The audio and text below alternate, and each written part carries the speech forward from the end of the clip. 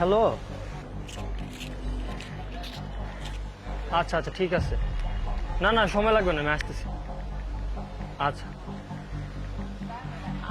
Excuse me ভাইয়া, kindly একটু লোকেশনটা একটু দেখাই দিবেন? এটা তো এই যে এখান থেকে বামে গিয়ে যে 5 নাম্বার রোডটা আছে না, ওখানে কাউকে জিজ্ঞেস করে নিবি।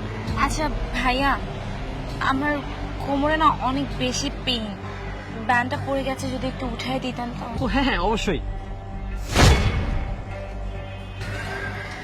Thank you. তোর কি দেরি হবে?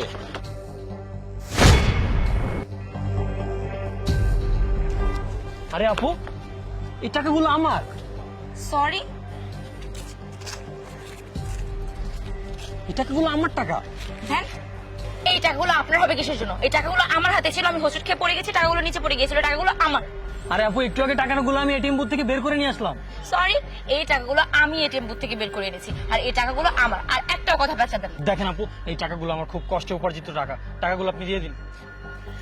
টাকা সবার কষ্টের উপার্জনেরই হয়, ঠিক আছে? এটা আমারও অনেক কষ্টের উপার্জনের টাকা। ছাড়েন আমার হাত, আমি কিন্তু আশেপাশের লোকজন ডেকে এখানে জড়ো করবো, তখন কিন্তু আপনার অবস্থা খারাপ হয়ে যাবে। না না আপু, ওই টাকাগুলো দিয়ে দিন, এটা দিয়ে আমি বাসা ভাড়া দিব। টাকাগুলো আমাকে প্লিজ দিয়ে দিন। আমি এটিএম থেকে টাকাগুলো উঠাইছি। কোনো সমস্যা?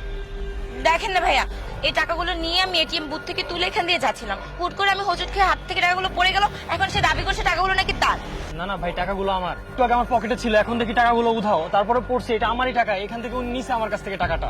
হ্যাঁ, আপনি বলছিলেন বিশ্বাস করে নিছি মেয়ে চুরি করছে আপনার থেকে।